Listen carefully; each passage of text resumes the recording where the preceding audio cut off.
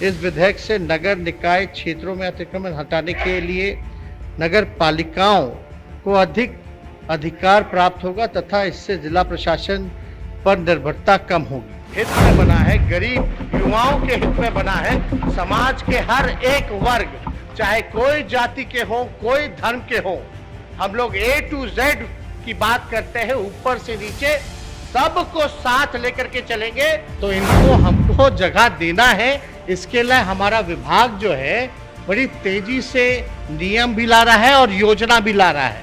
आप तो अब विपक्ष के नेता हैं, अब नेता होने के साथ साथ आप जब अमल करिएगा तो देखना पड़ेगा कि आपके सहयोगी पार्टी के सदस्य भी आपका सहयोग करें।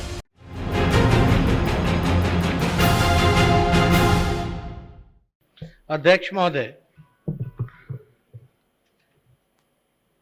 नगर पालिका संशोधन विधेयक 2022 के पूर्ण स्थापित करने हेतु ये विधेयक जो है लाया गया है महोदय। इसमें महत्वपूर्ण बिंदु जो हैं इस विधेयक का सदन को अवगत कराना चाहेंगे कि ये भारतीय संविधान के भाग 9 के अंतर्गत किए गए प्रावधानों के आलोक में बिहार नगर पालिका अधिनियम 2007 अधिनियमित किया गया है, जिसकी धारा 435 में राज्य के नगर निकाय क्षेत्रों में अतिक्रमण एवं अवरोध पर नियंत्रण का प्रावधान है। वर्तमान समय में नगर निकाय क्षेत्रों में अतिक्रमण के कारण आम नागरिकों को काफ़ी असुविधा का सामना करना पड़ता है। इस पर प्रभावी नियंत्रण किए जाने की आवश्यकता हो गई है। इस हेतु बिहार नगर पालिका अधिनियम 2007 की धारा 435 में संशोधन किए जाने की आवश्यकता है। इसके लिए बिहार नगर पालिका संशोधन विधेयक 2022 पुनः स्थापित किया जा रहा है। प्रस्तावित विधेयक में नगर निकाय क्षेत्रों के अंतर्गत सार्वजनिक मार्ग, पगडंडी, ड्रेनेज, सीवरेज एवं पार्क पर अतिक्रमण एवं अवरोध को हटाने का प्रावधान किया गया है। इस विधेयक में नगर निकाय के नगर पालिका पदाधिकारी द्वारा स्थायी अतिक्रमण है एवं अवरोध को हटाने हेतु 15 दिन पूर्व नोटिस निर्गत करने का प्रावधान है। यानी अतिक्रमण जब हटाया जाएगा जो स्थायी है उसको 15 दिन का जो है नोटिस दिया जाएगा, और यदि 15 दिनों के अंदर अतिक्रमण द्वारा संतोषप्रद जवाब नहीं देने तो नगर पालिका पदाधिकारी द्वारा अतिक्रमण को हटाने का आदेश पारित कर सकेंगे तथा अतिक्रमण को हटाएंगे। प्रस्तावित विधेयक में स्थायी अतिक्रमणकर्ता से दंड एवं जुर्माना के रूप में 20,000 रुपये तक जुर्माना दंड लगाने का प्रावधान है तथा अतिक्रमण को हटाने में जो भी व्यय होगा उसकी भरपाई भी अतिक्रमणकर्ता से किए जाने का प्रावधान है। प्रस्तावित विधेयक में अतिक्रमणकर्ता से यदि दंड एवं जुर्माना की वसूली नहीं होती है तो उनके होल्डिंग के बकाया के रूप में सम्मिलित कर वसूली करने का प्रावधान है। इस विधेयक में स्थायी अतिक्रमण के मामले में नगर पालिका पदाधिकारी द्वारा 24 घंटे की नोटिस देकर अतिक्रमण को हटाने का प्रावधान किया गया है। इस विधेयक से नगर निकाय क्षेत्रों में अतिक्रमण हटाने के लिए नगर पालिकाओं को अधिक अधिकार प्राप्त होगा तथा इससे जिला प्रशासन पर निर्भरता कम होगी। इस विधेयक के प्रावधान के फलस्वरूप नगर निकाय क्षेत्रों में अतिक्रमण हटाने के लिए नगर निकाय में आवश्यक संख्या में पदाधिकारी, कर्मी, अमीन इत्यादि की नियुक्ति की जाएगी तथा आधारभूत संरचना इत्यादि की व्यवस्था की जाएगी।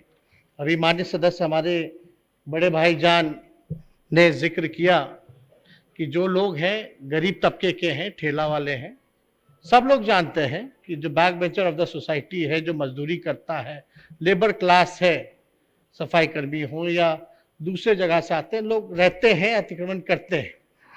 और हम लोग भी जब विपक्ष में थे तो हम लोगों की चिंता होती थी कि भाई इन लोगों को कम से कम नोटिस वगैरह मिले, इन लोगों को पहले कहीं व्यवस्था इनकी कर दी जाए ताकि जो है हम लोग सब लोग जो है अतिक्रमण को हटाने में सहयोग मिलेगा। वो लोग भी अपने लोग हैं, गरीब लोग हैं। और ठीक ही कहा, पहले भी हम जो हमारे राष्ट्रीय अध्यक्ष जब लालू जी मुख्यमंत्री बने तो पहले भी उन्होंने इसकी व्यवस्था जो है कराई गई। कई जगह पटना जैसे शहरों में भी इसकी व्यवस्था कराई गई, पक्का मकान वगैरह बना करके उनको कई जगहों पर जो है वो दिया गया है। कई ऐसे इलाके हैं, खास तौर पे जो दलित समाज के लोग जो आते हैं, महादलित समाज के लोग आते हैं। अभी महोदय, ये तो अतिक्रमण हटाने की बात है। आज सदन में भी कई बार जो है रोड पर ठेला वालों को ऐसे मान्य सदस्यों ने सवाल पूछा है कि लोगों को व्यवस्था में दिक्कत होती है, दिक्कत का सामना करना पड़ता है, तो अतिक्रमण हटाने के लिए लोग क्या कर रहे हैं। ट्रैफिक की, जाम की, हर तरह की समस्या जो है उत्पन्न हो जाती है। तो माननीय सदस्यों का भी जिक्र सही है, लेकिन हम इनको बताना चाहेंगे, आश्वस्त करना चाहेंगे कि जब हम पहली बार नगर विकास मंत्री की जिम्मेदारी मिली गई तो सबसे पहले अगर हमने समीक्षा की होगी तो उन गरीबों की और सर्वे भी कराया गया है। लगभग पटना में 48,000 ऐसे जो गरीब हैं, जो झुग्गी झोपड़ी में, टेंट में, पूल के नीचे, आप चले जाइएगा उधर महोदय, जो अभी जो पथ बना है वो दीघा जब जाते हैं तो नहर के किनारे आप देखिए इतना स्लम एरिया है। तो खास तौर पे जो स्लम के लोग हैं उनके लिए एक नई योजना हम लोग विचार कर रहे हैं, एक नई पॉलिसी बना रहे हैं। उनके स्थायी पक्का मकान उन लोगों को दिया जाए एक जगह, और उस जगह को भी हम लोग चिन्हित करने का लोकेशन हम लोग देख रहे कि कहाँ व्यवस्था होगी। लेकिन पहला जो सर्वे हुआ है उसमें तकरीबन जो है लगभग 48,000 लोग जो ऐसे हैं जो झुग्गी झोपड़ी में रहने का काम करते हैं। तो इनको हमको जगह देना है। इसके लिए हमारा विभाग जो है बड़ी तेजी से नियम भी ला रहा है और योजना भी ला रहा है। उसमें कुछ छोटी मोटी चीजें थी जो सुधार की जरूरत थी, वो हम लोगों ने किया है। और जल्दी हमको लगेगा कि अगर आप सब लोगों का साथ और विश्वास रहेगा, मिलेगा, तो इस चीज को भी हम जल्दी ला करके आपके सदन में करवाने का काम करेंगे। अभी तो यह अतिक्रमण हटाने में बहुत थोड़ा दुविधा होता है। अब तो इसमें कम से कम जो स्थायी है, जो थोड़ा पक्का उक्का बना लिया पार्क वार्क के किनारे या रोड पर, तो कम से कम इनको 15 दिन का तो नोटिस दिया जाएगा। ये नहीं कि तुरंत जाके डंडा मारेगा, कम से कम 15 दिन का नोटिस मिलेगा, उसमें जवाब देगा। अगर असंतोष पाया गया तो कार्रवाई की जाएगी। तो ये इसमें ये सारा प्रावधान है। तो हमको लगता है कि अतिक्रमण मुक्त भी किया जाएगा और जो बेघर हैं उनको बसाने के लिए सरकार गंभीर है। माननीय नीतीश कुमार जी के नेतृत्व में हम लोग सब लोग इस काम को पूरा करेंगे। हम चाहेंगे कि इसको सब लोग को सहमति से पास किया जाए।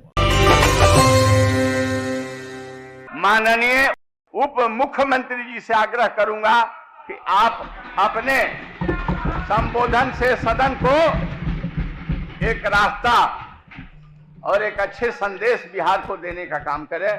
माननीय उप मुख्यमंत्री जी, सबसे पहले निर्विरोध चुने जाने पर महोदय आपको हम हृदय से बधाई देते हैं। हमारी पूरी शुभकामनाएं आपके साथ है और हमारा पूरा सहयोग। आप क्योंकि सदन के अध्यक्ष चुने गए हैं, आप संरक्षक हैं, तो हम लोगों की भी बड़ी भूमिका है और हम लोगों का पूरा योगदान आपको रहेगा कि आप नियमानुकूल सदन को चला सके। पूरा सहयोग हम लोगों का मिलेगा और हम लोग तो चाहेंगे कि विपक्ष के लोगों से भी यही उम्मीद है कि आपको पुरजोर तरीके से सदन चलाने में सहयोग करेंगे। और आपका इतना पुराना अनुभव, आप जनप्रतिनिधि रहे इतने लंबे समय तक, आप महोदय मंत्री रहे, मंत्री रहते हुए भी कई कई बड़ी बड़ी मंत्रालय की जिम्मेवारी आपने संभालने का काम किया और हमेशा आप चिंतित रहते थे लोगों के दुख को, तकलीफ को, आम जनता के, गरीब के, कि इसके दुख और तकलीफ को कैसे दूर किया जाए। हमेशा आपने सदन में जनप्रतिनिधि रहते हुए या मंत्री रहते हुए आपने हमेशा कोशिश की कि उस समस्याओं का निदान किया जाए। और आपका इतना लंबा अनुभव हमारे पिता पार्टी के राष्ट्रीय अध्यक्ष आदरणीय लालू प्रसाद जी से भी रहा है। आप लोग अच्छे मित्र रहे हैं और हम तो इतना ही कहेंगे कि उनके तरफ से भी हम आपको शुभकामनाएं और बधाई देते हैं। और ज़्यादा कुछ ना बोलते हुए, क्योंकि सबको नेताओं को यहाँ बोलना है, लेकिन इतना ज़रूर कहना चाहेंगे कि विजय सिन्हा जी को भी हम बधाई देते ही हैं, नेता प्रतिपक्ष चुने गए हैं। लेकिन विजय सिन्हा जी, अब आप नेता प्रतिपक्ष हैं और इससे पहले आप अध्यक्ष थे, तो आप आसन पे बैठ करके हम लोगों को जो ज्ञानवर्धन दिया करते थे, हमको पूरा उम्मीद होगा कि आप उसको अमल करने का काम करेंगे। और आप तो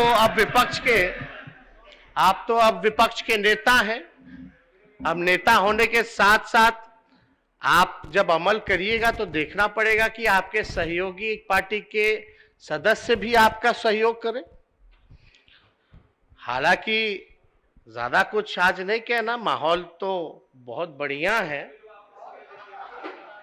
और इतना आसन को हम जरूर बताना चाहेंगे महोदय, विपक्ष को बताना चाहेंगे, पूरे बिहार की जनता को बताना चाहेंगे कि ये नई सरकार, महागठबंधन की सरकार आदरणीय मुख्यमंत्री श्री नीतीश कुमार जी के नेतृत्व में जो बना है, ये देश हित में बना है, बिहार के हित में बना है, गरीब युवाओं के हित में बना है, समाज के हर एक वर्ग, चाहे कोई जाति के हों, कोई धर्म के हों, हम लोग A to Z की बात करते हैं, ऊपर से नीचे सबको साथ लेकर के चलेंगे।